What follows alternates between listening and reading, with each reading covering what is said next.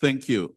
Firstly, I'd like to thank the organizers and my great friend. Pleasure to be in your city. It was great seeing in Johannesburg. And what should be my starting point? I always wish if I was a time traveler, and if I was one, I would say the best period to fully understand what's happening now is to go back to 1929, 1933. I think that period for me, it's much more closer to what's happening currently in the world we live in.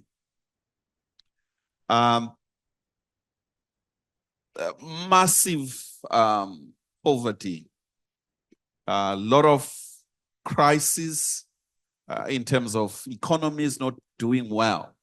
The core economies and those in the periphery.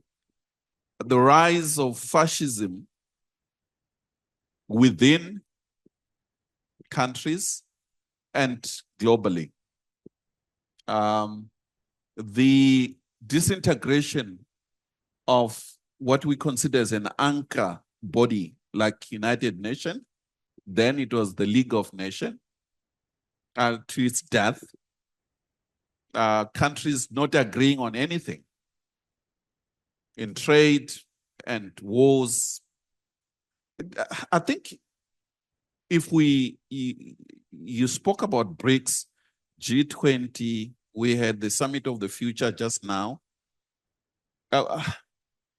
I really do not think that the post-1945 world order led by the United States and mainly Western countries can hold anymore. They are, as my colleague has rightly put it, the United States remains a very powerful country, but that hegemony on global politics is waning, is going down, and is going down quite fast. And one of the reasons is the rise of others. I think we are seeing not just China. I think there's so much on China, but there are a lot of other players all over the world, in all regions, including Egypt itself, as a power in its own right. And in G20, we are in BRICS, the global south itself. I think it's raising issues that need to be attended to. What are the core issues and trends that we need to pay more attention to? Is that there's a rise of massive number of people, and the bulk of those people, particularly the young, tend not to agree with the old, and countries in themselves are no longer agreeing with the world order in which they have no stake in it. So there's a need of reforms that we're talking about on one hand. And then conflicts, instability, starting within the US itself, chaos, not agreeing on anything. We look at the Congress, it says chaos as in any other country in Africa. And the media, no one listens to, when I was young, BBC, just to hear the sound of BBC was something. Now it's the last channel that I listen to. And at times in passing, I can't take more than 5 minutes listening to some channels, which used to be the channels. So social media and others, reliable channels. So the world is changing in that sense. So the rise of China and tension with the United States, is it Cold War? Not really. It's not Soviet Union. China is not Soviet Union. I think it's competition over precisely issues that you have raised, technology, markets, dominance. You're talking of your Apple versus Huawei. We're talking of EVs. I don't know the streets of CAIRO. In the streets of Johannesburg, the kind of cars are changing. You see more Chinese cars. And with each month, the numbers are increasing. So the world we live in, that sense of knowing that knowledge, technology, ideas, leadership, democracy, human rights, tended to come from the US and Western world. And if you look what's happening and issues well presented by my colleague in your neighborhood, the Palestinian and now Lebanon issue, is that at times the very same people who are in the forefront and promoters and champions of democracy, human rights, and are the supporters of genocide, what appears to be genocide. And the world doesn't know who to listen to, who is a Democrat and who is a fascist. You really don't know. And that's the crisis that we face. But I think the bigger question is that then, what then do we do? The world, the global south in particular, is on the rise. I tend to slightly differ. Yes, BRICS is important, and Egypt is welcome to BRICS. It's an important body. It's not going to change the world overnight, but I think the impact it is having is massive. I think it's going to have a huge impact on core issues, which are the pillars of post-1945 world order. What are those? Namely, currency, the US dollar. There's not, we are going to Kazan for the BRICS summit. I do not think Kazan will produce a BRICS current. But if you ask me if BRICS is not producing a BRICS current, are we having a de-dollarization? The answer is simply yes.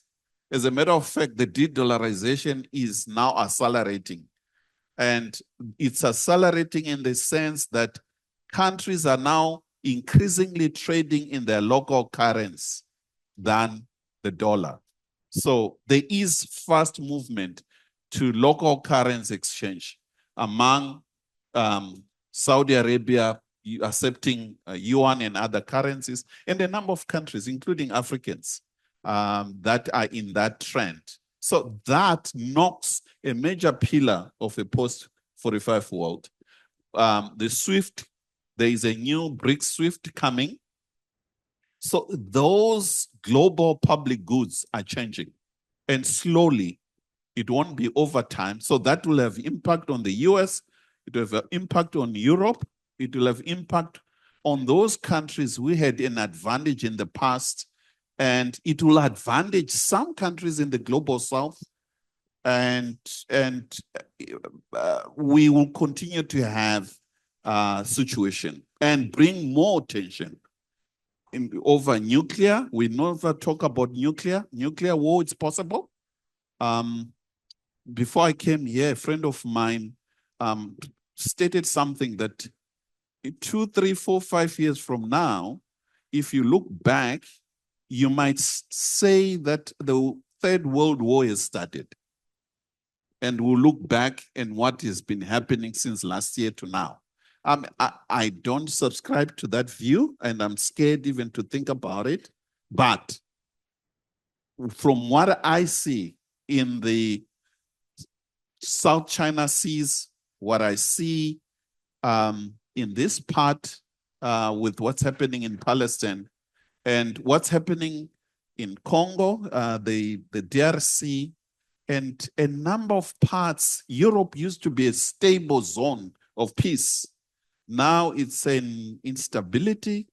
Kosovo, we talk about Ukraine, but we're forgetting that there are a number of other areas in Europe, and therefore our calls upon for the world, for us, for Egypt, to have a foresight in terms of leadership. And when we say leadership, we just don't mean the head of state and politicians. All of us, civil society, communities, thinkers, to really prioritize key issues. Peace. No country that will go to war can attain development. And no country that does not develop its infrastructure, does not prioritize development, will forever see peace. So these are the lessons we learned, and I hope that conversations such as this brings us to think about hardcore trends and think ahead and prioritize peace above all. It is quite refreshing. And Minister, thank you. As I was coming here, I was told not to mention Ethiopia, for instance, or even Sudan. So when you're in CAIRO, don't mention those. But hearing from you, it's really, really, I'm touched by that. I think don't underestimate the power of Egypt. Egypt, Africa, we have rich history. Egyptian civilization, I think, has so much to contribute to the world, and more so in Africa. I think what we need to say, with geopolitics always depressing, but to be much more positive, I think we have so much to contribute as a continent. We are 1.3 billion people, and unlike other continents that are aging, Africa's youthful.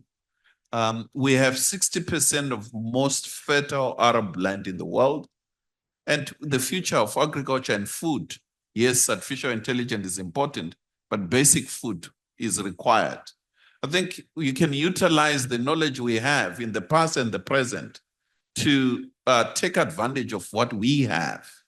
And the continent is quite huge.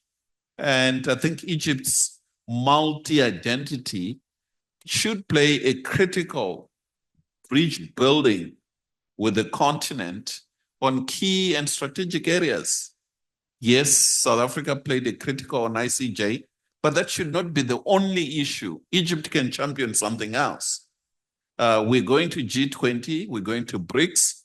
I think one major issue we have is the major global companies, both from West and East, are not paying enough tax. There's so much capital outflow from the continent. I mean, just to give you an example, where Egypt or any other country on the continent could champion using the advantage you have, as you rightly put it, you're close to the United States. Yes, United States is declining. And if I put my neck on the block, I think President Trump is coming in. So I think it's going to worsen the situation, but the leverage that Egypt has with the United States and direct the giant how to operate on the African continent, that in itself will be critical, as much as Russia and China. So I think we're going to see more. And lastly, technology and disruptive nature of it.